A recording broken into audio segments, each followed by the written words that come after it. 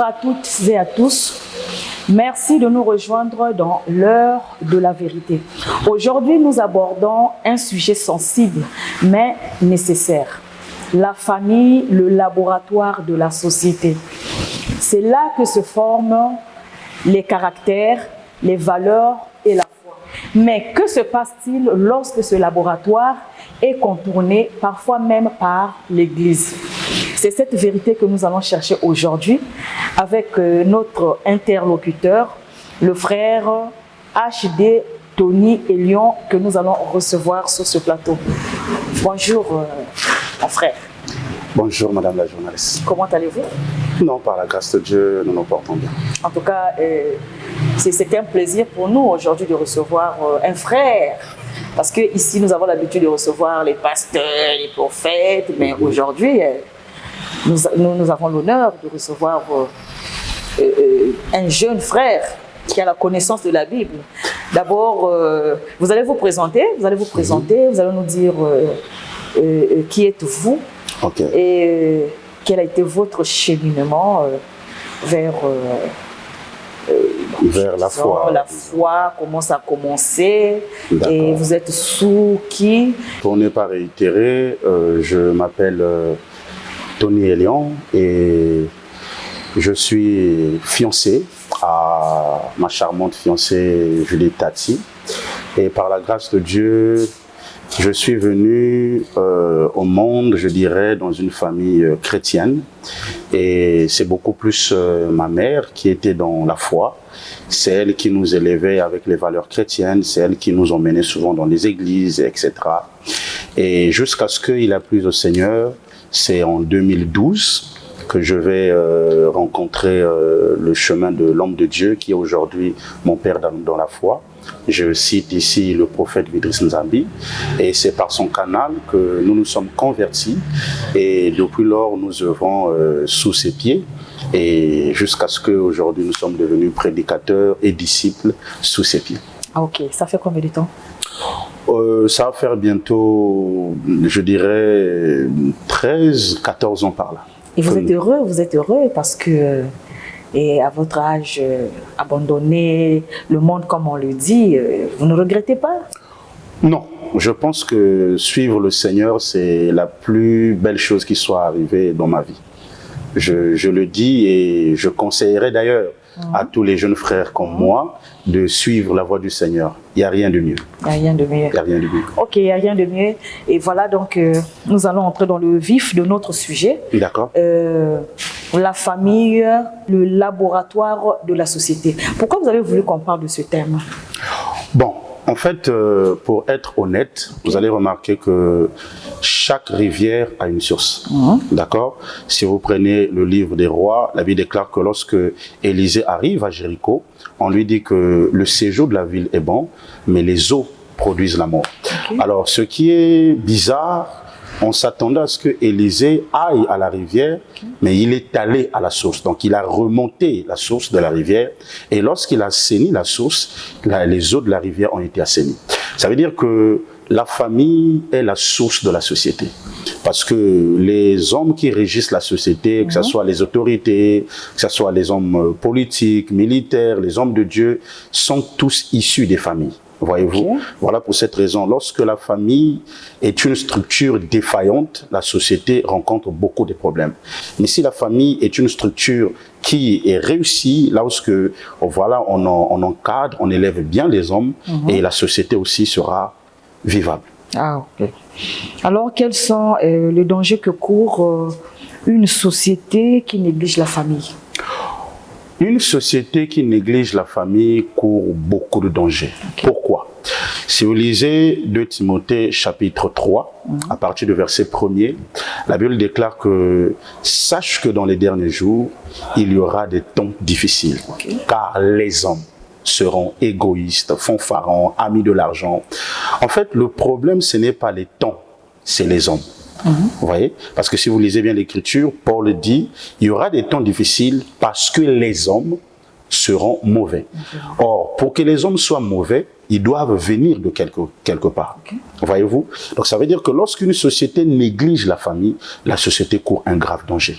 Parce que Lorsque, par exemple, un père qui a été mal élevé par ses parents, en tout cas, il risquera d'être demain un mauvais patron. Souvenez-vous,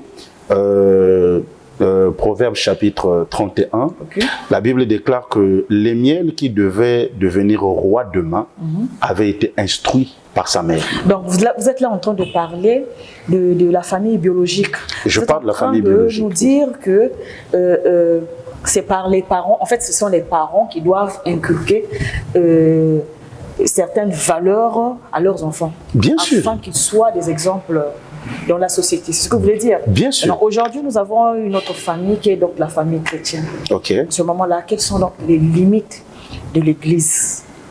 Bon, il faut savoir que l'Église est une famille spirituelle. Ok. Donc l'Église, en tant que famille spirituelle, elle a des limites. Où s'arrête donc son autorité? Là où Parce qu'on voit les enfants qui partent de leur famille biologique pour carrément se réfugier de l'église. Bon, là-bas aussi, parfois on trouve un père et voilà, parfois on est concentré dans les activités de l'église. Donc nous voulons savoir là où s'arrête l'autorité de l'église sur les enfants, bien entendu. Ok, il faut savoir que lorsque un enfant qui est sous le toit parental, quand il va dans une église, il faudrait d'abord qu'il aille sous l'autorité de ses parents. C'est très important. Maintenant, lorsque l'église qui reçoit des fidèles, l'église doit savoir que les fidèles qui viennent dans l'église sont issus soit des familles, il y a des enfants qui sont encore sous tutelle, il y a des femmes qui sont sous l'autorité de leur mari. C'est-à-dire que l'église ne doit pas outrepasser l'autorité familiale. Donc ça veut dire que si moi, je prends l'exemple, mon père n'est pas chrétien. Et moi, j'ai connu le Seigneur. Donc si mon père me dit de ne pas aller à l'église, je dois écouter le père parce que c'est lui... Bien sûr. C'est lui qui m'a engendré. Bien sûr. Mais attendez, la première autorité dans la vie d'une personne, ce sont ses parents. Parce qu'avant que le pasteur n'intervienne dans la vie de quelqu'un, Dieu a d'abord suscité des gens dans la vie de cette personne. Ce sont ses parents. Je vous donne le cas d'un homme dans la Bible. Dieu vient dire à la mère de Samson pour dire « Abstiens-toi parce que tu mettras au monde un fils qui sera consacré à l'Éternel. » Mais pour que Samson soit utile à la société, c'est d'abord sa mère qui a eu à s'abstenir de certaines choses. C'est-à-dire que la consécration de Samson, il la doit à l'abstinence de sa mère. C'est-à-dire que la première personne, le premier acteur de la destinée de Samson, c'était sa mère. Ça veut dire que dans la vie d'un enfant de Dieu aussi, les premiers acteurs de sa destinée, ce n'est pas d'abord le pasteur, c'est d'abord les parents. Oui, mais les parents, aujourd'hui là, on a vu les frères, eux-mêmes des hommes de Dieu aujourd'hui, qui sont partis des parents païens. Mais ils ont reçu l'appel de Dieu et ils ont servi le Seigneur. Et par leur canal, ils ont emmené les parents aussi à Dieu. Mais ce que vous êtes en train de dire, que si vous êtes né des parents païens, parce qu'il peut arriver que non, vous sortez pour aller à l'église et papa vous dise que non, voilà, je ne veux pas que tu suives cette voie-là, voilà, pour multiples raisons que lui-même il maîtrise. En ce moment-là, que fait l'enfant? Ok. Déjà, j'aimerais que l'on comprenne une chose à tous les spectateurs qui nous suivent. Être né de parents païens n'exclut pas l'autorité parentale. Non. C'est pas parce que vous êtes né de parents païens qui ne connaissent pas le Seigneur que leur autorité n'a pas de pouvoir sur vous. Non. Parce que c'est ce que souvent on nous fait comprendre dans les églises. Ton père est païen, en tout cas ta véritable famille c'est la famille en Christ. En tout cas, cher ministre, je sais que les pères vont me suivre. Ce que j'aimerais dire ici, c'est que les Écritures n'enlèvent pas l'autorité parentale dans la vie de quelqu'un, même s'il fréquente une église.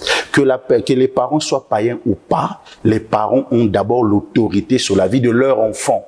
C'est leur responsabilité. Maintenant, dans le contexte où les parents étant païens, et ne veulent pas, par exemple, voir leur enfant connaître le Seigneur, si le contexte est dans un contexte où ils ne veulent pas que l'enfant connaisse la lumière ou connaisse le Seigneur, à ce moment-là, qu'est-ce que l'enfant va faire?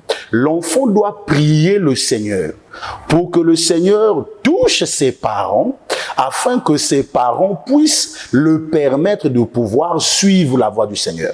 Non, mais parce que avant vous avez dit que non, voilà, si papa ne veut pas que tu ailles à l'église, tu dois écouter papa et Bien rester sûr. à la maison. Bien sûr. À quel moment l'enfant va prier pour que le Seigneur touche? Ok, je vous donne un exemple. Lorsque j'ai dit tout à l'heure que si papa ne veut pas que l'enfant parte à l'église, il doit écouter papa. Pourquoi? Parce qu'aujourd'hui, on a des enfants, au nom de l'œuvre de Dieu, au nom du service divin, désobéissent aux parents pour soi-disant suivre la voie du Seigneur.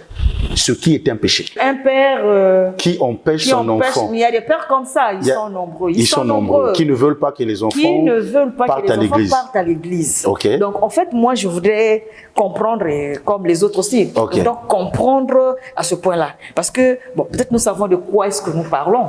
Parce que quand on parle, quand on dit qu'il y a des pères comme ça, il y a des pères rigoureux, catégoriques, qui sont même capables de dire, bon, peut-être que tu sors là, ne reviens plus. Oui. Que doit faire l'enfant? Mais il a le devoir d'écouter d'abord son père.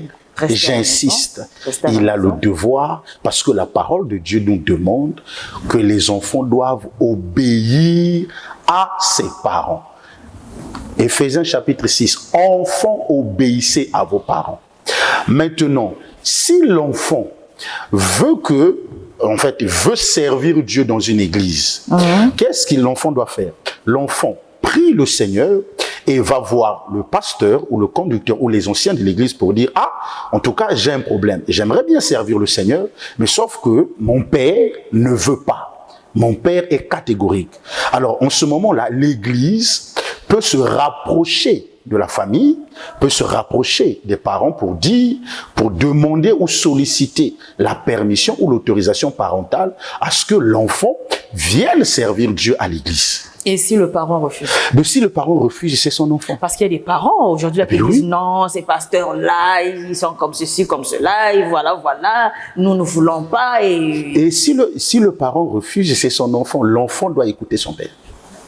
Je sais que ça choque, mais c'est la vérité, c'est la doctrine. Parce que si votre père... dites-vous aujourd'hui des enfants qui ont été soutenus par l'église? Ok, d'accord. Lorsque les parents sont dans une incapacité de soutenir les enfants, en ce moment-là, l'église peut intervenir. D'accord? Mais ce n'est pas parce que l'église soutient un enfant que l'église a le droit sur cet enfant. Non. J'insiste, non. Parce qu'aujourd'hui... Non, pas peut-être ce droit. Ce n'est pas le pasteur qui aura, je sais pas... le droit sur cet enfant. Mais si l'enfant est appelé à servir l'église, en ce moment, il va servir mais si l'enfant est appelé à servir l'église et qu'il est sous tutelle, j'insiste, s'il est sous tutelle, il ne peut pas servir dans l'église aussi longtemps que son père à la maison ne lui a pas permis. Je vous donne un exemple.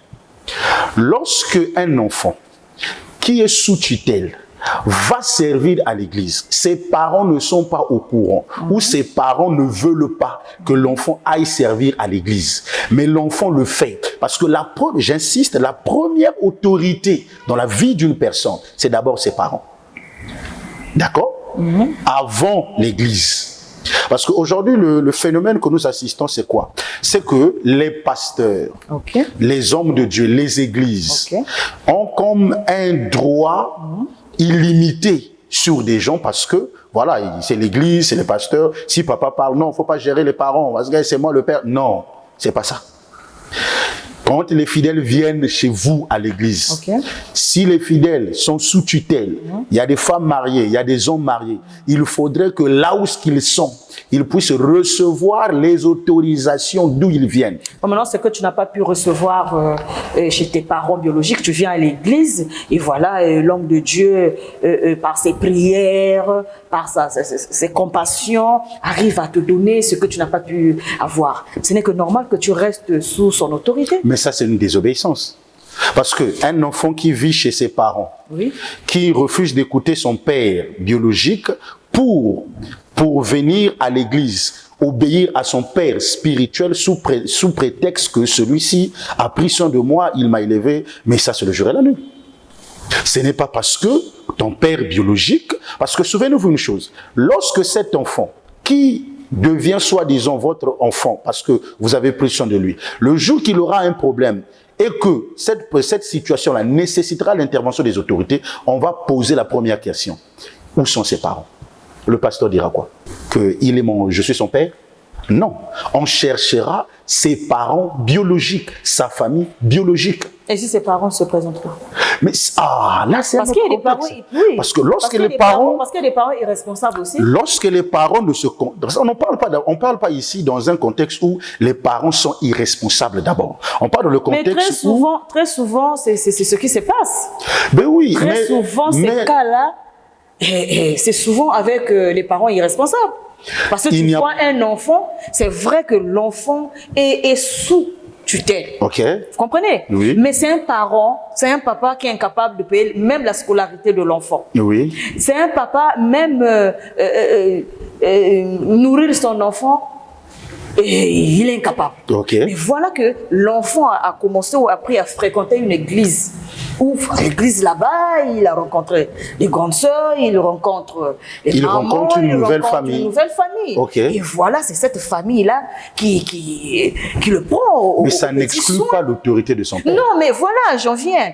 Voilà que l'enfant s'est habitué avec cet environnement. Oui. Et quand l'enfant repart à la maison, toi, tu penses qu'un tel enfant, si papa lui dit que voilà, moi je ne veux plus que tu fréquentes cette église-là, l'enfant, à ce moment-là, sera obligé d'obéir à papa?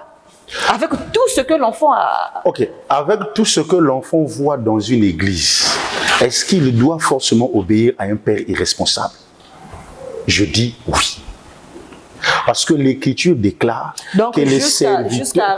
Jusqu'à arrêter, par exemple, un père qui dit, bon voilà, désormais, moi je ne veux plus que tu fréquentes cette église, je te veux ici, voilà. Donc l'enfant doit obéir et qu'il arrête ou qu'elle arrête les services à l'église ou de fréquenter l'église pour rester à la maison, parce que c'est papa qui a parlé. Mais je vous dis avec l'accord des Écritures, et les ministres qui me suivent seront d'accord avec moi, qu'un ministre authentique qui conduit une église, lorsqu'il reçoit les fidèles chez lui, il doit se rassurer que les fidèles chez eux à la maison, si tout va bien. Lorsque dans une église, j'insiste, une sœur ou un frère qui a rencontré une meilleure famille que l'église, en tout cas que la famille biologique n'a pas pu lui donner, quoi de plus normal, de s'attacher, etc.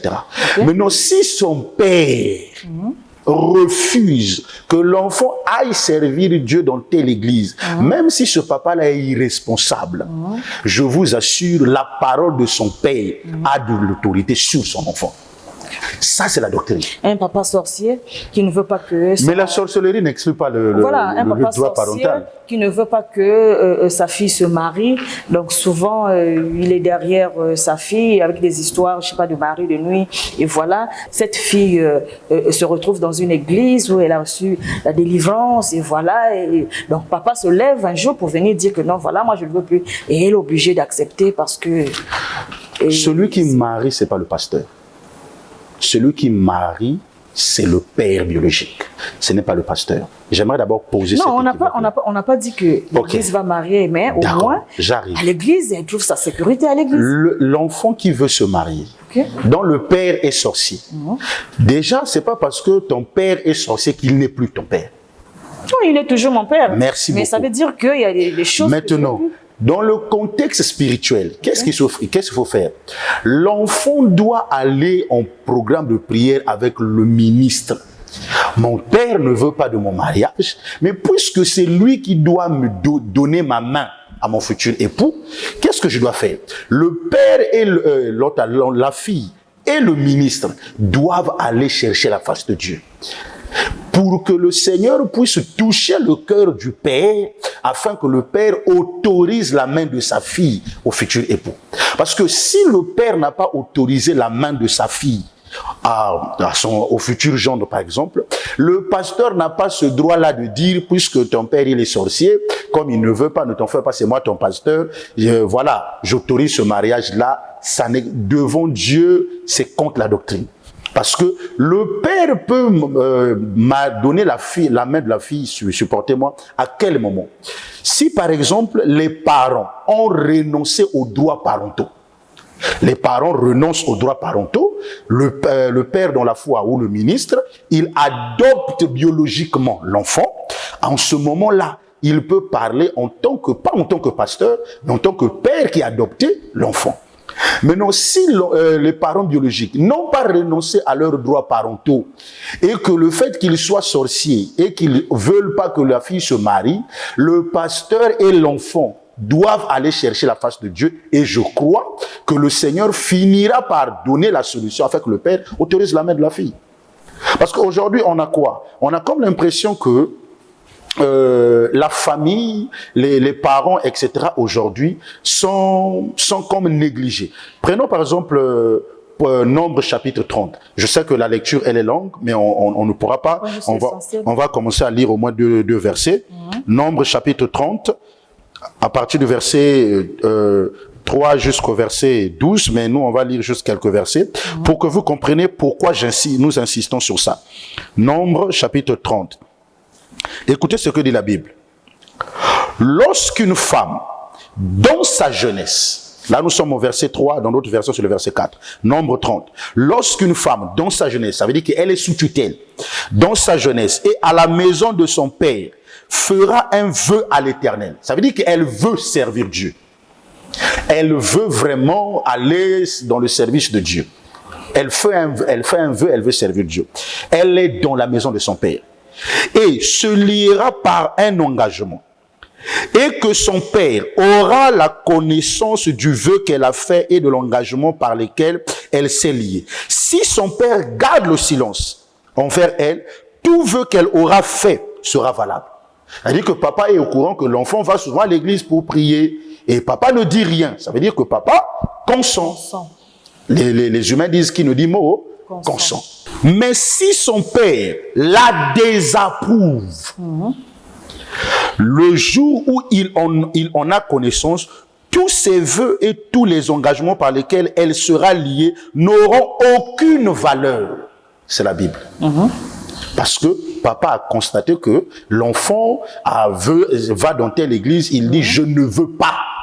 Mais puisqu'il est en autorité, il va à l'église, on a même déjà proposé une femme là-bas. C'est-à-dire que le père dit « je refuse ». C'est-à-dire que tous les engagements que l'enfant a eu à prendre, le fait qu'il est encore sous tutelle, tous les engagements que l'enfant a eu à prendre, en tout cas, sera annulé parce que le père a désapprouvé.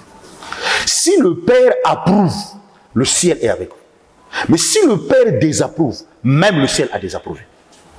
C'est-à-dire que quand le père dit non, il est le père biologique. Il dit non, même si le pasteur vient dire oui, doctrinalement. En tout cas, si le père a dit non, le père a dit non. Voilà pour cette raison aujourd'hui, l'objectif dans lequel vous nous avez appelé sur le plateau de l'émission L'heure de la vérité, c'est de venir dire la vérité au peuple afin que les gens comprennent. Parce qu'on a comme l'impression qu'aujourd'hui, les familles sont comme négligées, n'ont plus d'autorité sur leurs propres enfants. Voilà. Donc, vous avez des enfants qui vont à l'église. Les parents ne savent pas. Aujourd'hui, le père spirituel est plus important que le père biologique. Voilà. Pour moi, je pense que parler de l'importance, c'est comme confondre le jour et la nuit. Parce que si vous prenez la nuit joue un rôle par rapport à son temps. Le jour aussi par rapport à son temps. C'est-à-dire que le père spirituel et le père biologique, les deux ne jouent pas dans la même cour. Le père biologique, il gère le côté physique de l'enfant, mais le père spirituel gère le côté spirituel de l'enfant. Maintenant, le père spirituel peut intervenir dans le cas physique de l'enfant lorsque le père biologique est dans l'incapacité. Là, le père spirituel peut jouer ce côté-là, peut couvrir ce côté-là. Mais lorsque le père biologique est en train de jouer son rôle, le père spirituel, il arrive, il sait que, ah, ma fille, tu es ma fille, mais par rapport à telle condition, va voir ton père. Par rapport à telle condition, discute avec ta famille. Par rapport à telle condition, je sais que je suis homme de Dieu, c'est vrai, mais par rapport à telle situation, va voir ton père. En fait, non, les deux doivent marcher en harmonie. Mais aujourd'hui, dans nos églises. Mais c'est par rapport au cas que les églises rencontrent aussi. Hein? Mais oui, mais Voilà. les églises rencontrent aussi. Je vous donne un exemple. Parce qu'aujourd'hui, là, nous connaissons des pasteurs qui sont plus que des pères biologiques, hein, qui font pratiquement tout Oui. hein, par l'incapacité des pères biologiques. Ok. Non, lorsque les enfants arrivent à l'église, les pasteurs ne vont pas les abandonner. Non, on ne demande pas aux pasteurs d'abandonner les enfants. Je vous donne un exemple très simple. Vous avez rencontré un enfant dans l'église. L'enfant est venu dans votre église. Vous l'élevez, vous prenez soin d'elle. Oui. Vous êtes en train de vous occuper d'elle. Maintenant, le jour où quelqu'un veut l'épouser, vous allez vous prononcer en tant que sa mère. Non, on ira Voyez? vers sa mère. Voilà pour cette raison, nous sommes en train de dire ceci, que il y a la place de la famille et la place de l'église. Non, mais parfois, ce qui se passe, ce n'est bon. Faut pas peut-être, faut toujours incriminer les églises, mais parfois c'est l'enfant lui-même. L'enfant Voilà. lui-même qui décide, se dit non.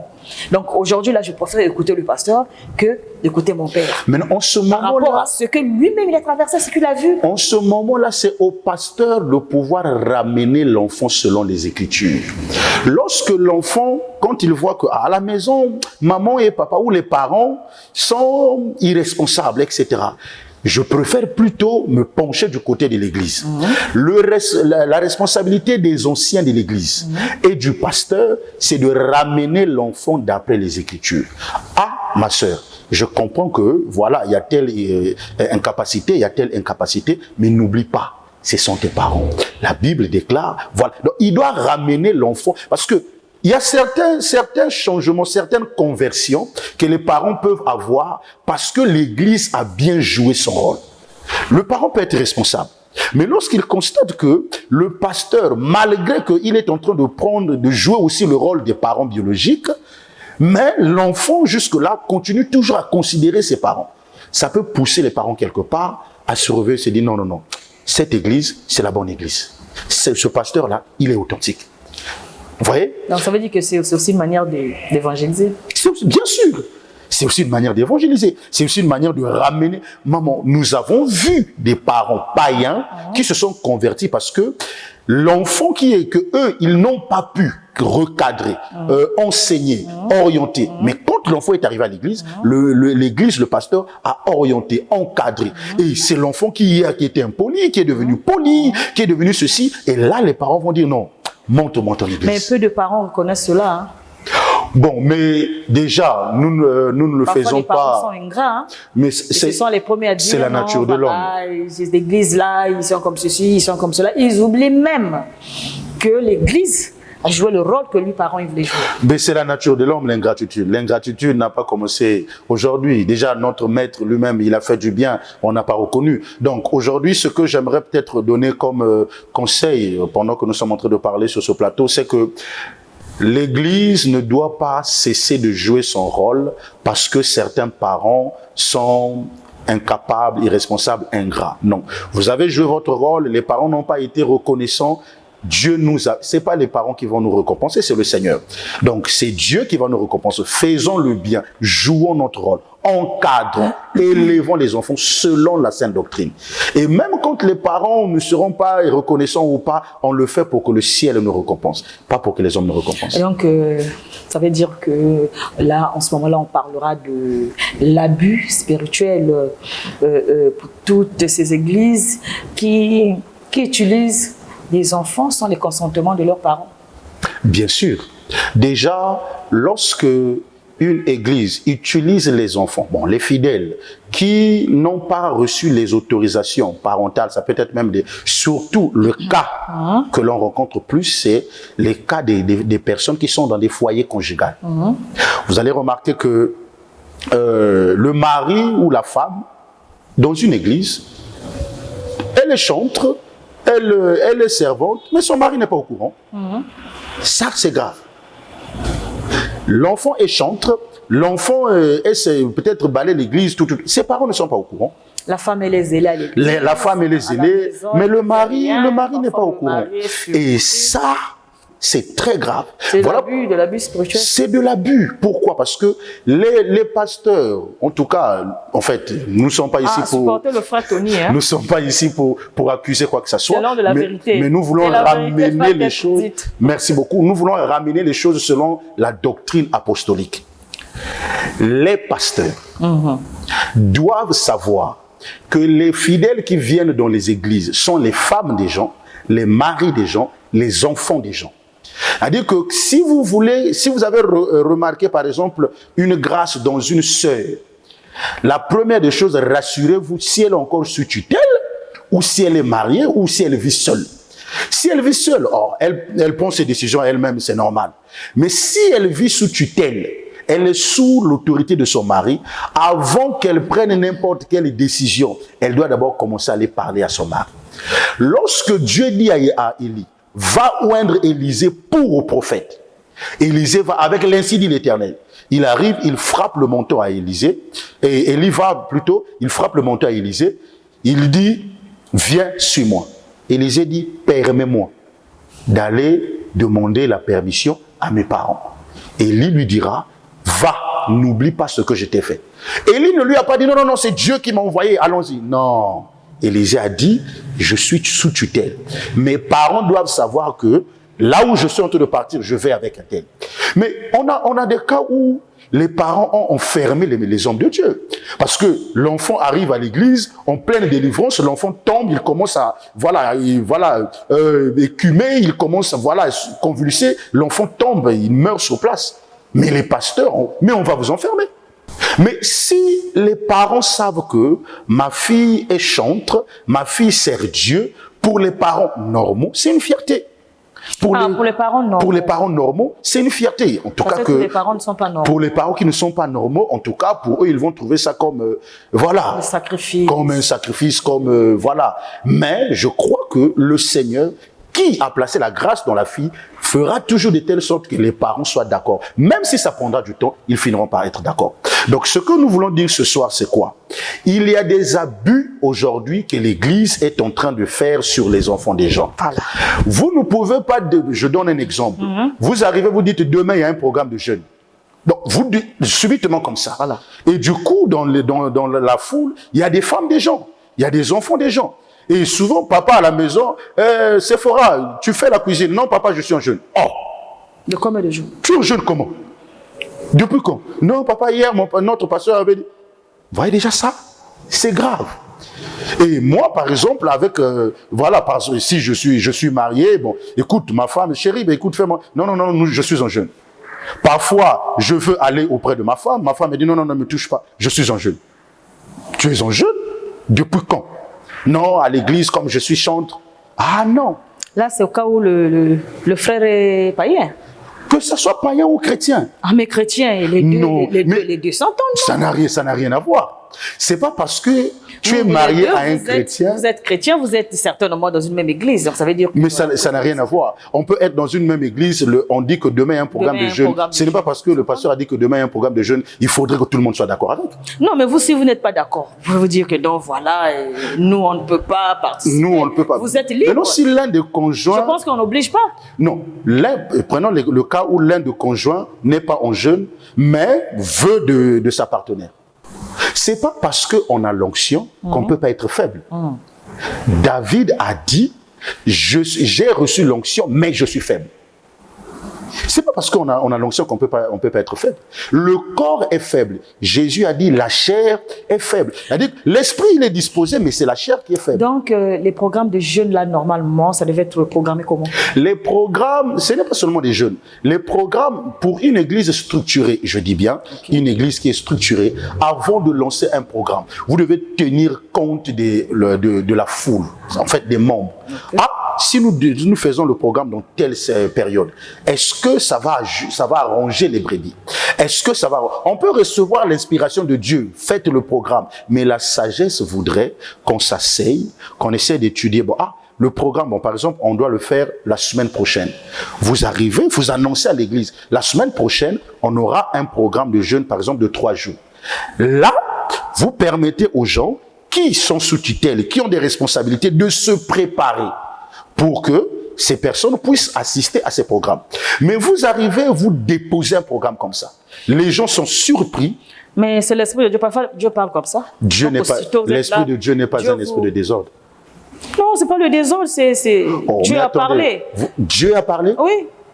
Dieu a mis la conviction dans l'homme de Dieu. Il dit, demain, il doit avoir tel programme. Peut-être, je sais pas, il a vu quelque chose. Donc, vous pensez que lorsque Dieu dit, demain, il doit avoir tel programme, tel.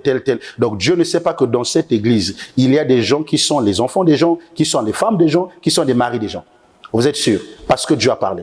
Vous savez combien de fois Dieu a parlé, les gens sont partis, ils ont échoué. Donc, qu'est-ce qu'il faut faire? Ce qu'il faut faire, c'est quoi? Dieu peut t'avoir parlé, mais la sagesse oblige. Voilà pour cette raison, Dieu dira à Samuel, va oindre David. C'est Dieu qui a dit à Samuel, oindre David. Mais Samuel est bien conscient que Saoul est encore sur le trône.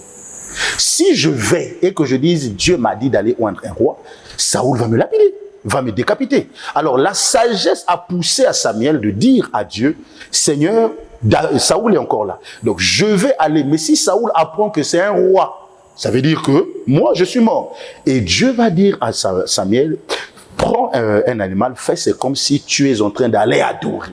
Si on te demande, dis-leur que tu vas adorer. Donc, vous avez vu cette stratégie-là. Malgré que Dieu a parlé, mais il a fallu une stratégie. Un autre exemple, Dieu dira à son serviteur, Nathan, que David a couché avec la femme de son serviteur. Va dire à David que ce qu'il a fait, c'est pas bien. Mais David est roi. Nathan, quand il arrive, il ne peut pas dire, David, toi, tu as couché avec... Non. Il a fallu utiliser la sagesse. Nathan arrive, il dit, roi, j'ai à vous parler. Ok, je t'écoute. Là, le roi est tout content. Il dit, dans une ville, il y avait un homme qui avait beaucoup de bien. Donc, Nathan a utilisé la sagesse pour transmettre le message de Dieu. La sagesse sauve les hommes d'onction. L'onction, avec l'onction, tu peux mourir. Mais avec la sagesse, tu peux te sauver. Voilà pour cette raison, Nathan savait que si je vais directement, David peut me faire enfermer. C'est là où vous allez voir Jean-Baptiste, il arrive, manque de sagesse. Hérode, tu as pu... On l'a décapité parce qu'il a manqué de sagesse. Donc, lorsque Dieu vous parle, vous recevez des inspirations. Faites usage de la sagesse. Lorsque vous ferez usage de la sagesse, vous allez voir que il y a certaines choses que, au lieu, parce que il y a certains programmes où vous le faites à la hâte, ça ne marche pas. Mais pourtant Dieu vous avait parlé. C'est un échec total. Je vous donne un exemple. Dieu vous dit, faites un programme d'évangélisation au stade municipal. Vous êtes sûr que vous allez vous lever et aller au stade municipal pour faire un programme? Ah non. Parce que pour aller au stade, il faut les autorisations des autorités de la ville. Vous devez vous rendre auprès des maires, auprès des chefs de quartier, etc. Donc, il y a tout un processus, il y a toute une procédure à mettre en place, à suivre pour que ce programme-là ait lieu. Voyez-vous. Maintenant, aujourd'hui, on pense que si Dieu a parlé, on n'a plus besoin de la sagesse. On doit seulement aller parce que Dieu a parlé. Vous pouvez recevoir l'ainsi dit l'Éternel, partir et échouer. C'est possible. Mais non, pour éviter d'échouer, il faut faire quoi? Quand on reçoit l'ainsi dit l'Éternel, on s'assoit. On évalue. On demande le discernement. On demande, comment il faut faire? Bon, Dieu m'a dit, va évangéliser le président de la République. Mais on ne peut pas aller juste comme ça, Dieu m'a ainsi parlé. Non. Il y a un protocole à suivre. Il y a une manière. Il y a ceci. Donc, il faudrait d'abord faire des recherches. Comment peut-on faire pour approcher une autorité? C'est tout ça qui entre en compte. Maintenant, selon vous, comment concilier la formation spirituelle et le respect de la famille? Éphésiens chapitre 6, à partir du verset 3 jusqu'en bas, Paul est en train de dire que le père a pour responsabilité de pouvoir élever les enfants. Maintenant, les hommes de Dieu qui sont les pères dans la foi, ils ont pour responsabilité d'encadrer dans le Seigneur. Voyez-vous. Maintenant, aujourd'hui, le problème qu'on a, c'est quoi? On a aujourd'hui des enfants qui sont déséquilibrés. Pourquoi? Parce qu'ils sont beaucoup plus penchés dans le côté vraiment spirituel et le respect familial, les enfants n'y prêtent pas attention. Voilà pour cette raison, Paul dira à Timothée, son enfant, il dira, parle aux jeunes dames, parle aux mamans, parle au papa. Pourquoi? C'est très important de pouvoir montrer aux fidèles que dans la famille, dans la société, il y a des parents qu'il faut respecter. Il y a des... Parce que moi, je ne crois pas, j'insiste encore, tu ne peux pas me dire que tu crains Dieu, tu es impoli à l'égard de ton père. C'est pas possible. Tu ne peux pas me dire que tu crains Dieu, mais quand ta mère à la maison t'envoie, tu ne vas pas. Mais lorsque ton pasteur dit, viens balayer l'église, même si tu es fatigué, tu dois aller. Déjà là, c'est ça... Dieu, non? Là, c'est Dieu qui a parlé. Le pasteur n'est pas Dieu. Non, mais ce qu'on fait à l'église, le pasteur n'est pas Dieu, mais ce qu'on fait là, on ne fait pas pour le pasteur, on fait pour Dieu. Vous êtes sûr que si vous le faites pour Dieu, vous allez d'abord désobéir à vos parents. Mais qui a, l'autre là, suscité les parents pour vous engendrer sur la terre? C'est Dieu. Parce que Jacob dira à sa femme Rachel, c'est Dieu qui donne les enfants. Ça veut dire qu'aujourd'hui, si vous êtes venu au monde, Dieu a utilisé pour vous emmener dans le monde. Oui, mais les parents aussi, s'ils n'ont pas bien éduqué leurs enfants, ça peut ils peuvent subir les conséquences de la mauvaise éducation des enfants. Si les parents... Parce que moi, je ne crois pas qu'un enfant désobéit à ses parents parce qu'il fréquente l'église. Si c'est possible. Comment ça? Regardez. Un enfant, on revient encore sur ça, un enfant par exemple qui pense que ses parents ne méritent pas son respect, d'abord il a un problème. Qui vous a dit que parce que les parents ne vous ont pas bien élevé qu'ils ne méritent pas votre respect? Qui vous a dit ça? Non, mais ça dépend. Aujourd'hui, mais bien éduqué. Mais le problème c'est celui-là, non? Parce que tout à l'heure on a dit quoi? Vous avez dit le laboratoire de la société. Donc bien ça veut sûr. dire que c'est là-bas. C'est dans la famille. Oui. Ce sont les parents qui doivent inculquer voilà ces valeurs-là aux enfants. Maintenant, voilà si les parents déjà ratent sur ce point-là, donc ça veut dire que même parfois l'enfant que vous pensez être respectueux à l'église, parfois l'église là-bas aussi, il est pire. C'est pas parce que vous le voyez à l'église. Voilà pour cette raison, je dis souvent ceci. Lorsque les parents ont échoué, vous allez remarquer que même dans nos églises, certains caractères de certains fidèles, frères, sœurs, c'est parce que à la maison, ça a été un échec. Voilà. Maintenant, la responsabilité de l'église intervient. La responsabilité de l'église, c'est de pouvoir recadrer là où les parents ont échoué. Mais recadrer ne veut pas dire ne plus respecter ses parents. Mais s'il faut que les enfants fassent le contraire de ce que l'on dit à l'église, ça veut dire que les hommes de Dieu n'ont pas le suivi sur les enfants. Parce que lorsque déjà les brebis viennent dans une église... Ils vont aller dans une église où tu as 400 membres, donc tu dois arriver jusque là-bas pour vérifier. Oh, mais il y a une structuration qui se fait. Parce que si vous êtes une église, une grande église, il y a toute une organisation qui est là. Il y a des gens qui sont là, qui doivent gérer le suivi des âmes. Comment... Parce que le problème, c'est quoi? Voilà pour cette raison, dans nos églises, on a des problèmes. Vous prêchez la parole. Cher ministre de Dieu, avec tout le respect, un fils qui est sous vos pieds, lorsque vous nous prêchez la parole, quand vous vous arrêtez seulement sur la chair en train de nous prêcher, je vous assure, c'est difficile de voir les enfants comme nous suivre à la lettre ce que vous nous dites du haut de la chair.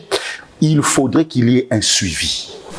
Là, la responsabilité des anciens, des responsables de l'église, lorsque l'enfant va à la maison, comment il se comporte auprès de ses parents, comment il vit dans la société. Parce que les Écritures, la parole de Dieu, on ne la pratique pas à l'église. La parole de Dieu se pratique dans la société, dans ta vie quotidienne. Lorsque nous venons à l'église, on nous dit « tu ne tueras point ». Ça veut dire que lorsque tu verras quelqu'un, tu ne peux pas lui ôter la vie. Quand on arrive à l'église, aime ton prochain comme toi-même. Cela ne s'arrête pas sur des frères de l'église. C'est-à-dire que dans la société, tu peux voir quelqu'un qui est dans un besoin, tu dois l'aider. C'est-à-dire que la parole de Dieu, à l'église, on nous inculque les valeurs que nous devons appliquer dans la société. Donc, lorsque les parents ont échoué dans la famille et que les enfants n'ont pas le respect, les enfants sont mal élevés, mal éduqués et la société subit des coups à cause des parents qui ont échoué, la responsabilité de l'église, c'est de recadrer, ramener les enfants dans le droit chemin. Parce que les Écritures n'enseignent pas seulement les valeurs spirituelles, mais aussi des valeurs morales. Bon, est-ce que les parents doivent s'opposer à l'église? Dans certains cas, oui. Et je sais que ça va choquer, mais oui, dans certains cas. Parce que lorsque je suis dans 2 Jean chapitre 1er à partir du verset 9 jusqu'au verset 10, Jean est en train de dire que si quelqu'un vient à vous et ne demeure pas dans cette doctrine, il n'a pas Dieu. Et s'il vient, ne le recevez pas. Donc lorsque l'église ne demeure pas dans la doctrine, les parents ont le droit de s'opposer à cette église-là.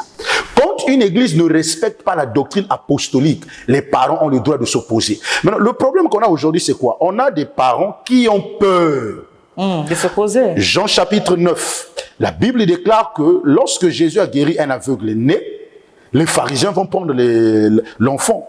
Ils lui posent la question, qui t'a guéri? L'enfant dit, c'est un prophète, je ne le connais pas. Alors, on questionne les parents. On dit aux parents, votre enfant, c'est votre enfant? Oui. Mais il est né aveugle? Oui. Mais qui l'a guéri? Les parents avaient peur des pharisiens. Ils ont dit, ah, nous ne connaissons pas, hein. Interroger. Donc, on a aujourd'hui des parents qui sont démissionnaires. Les parents qui ont peur des pasteurs. Ah, si je me pose, peut-être que le pasteur va me bondir. J'aimerais dire à tout père, toute mère, tout tuteur, vous qui suivez l'émission L'heure de la vérité, n'ayez pas peur de vous opposer à un système religieux qui va en désaccord avec les Écritures. Donc, j'aimerais dire ceci.